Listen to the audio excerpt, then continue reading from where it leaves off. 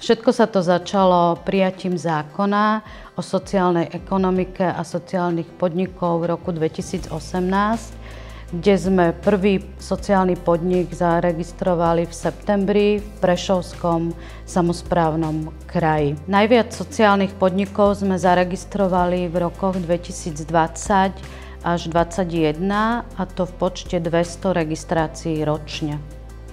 Následne záujem o registráciu mierne klesol. Momentálne evidujeme zvýšený záujem o registráciu sociálnych podnikov, o čom nás informujú jednotlivé regionálne centra sociálnej ekonomiky.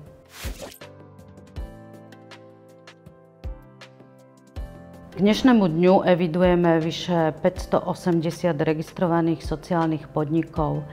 Nejde tu však len o nárast počtu sociálnych podnikov, ale o zvýšenie ich ekonomických a finančných ukazovateľov.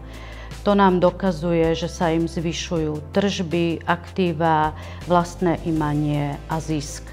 V prepočte na jeden podnik alebo na každého jednotlivého zamestnanca sociálneho podniku.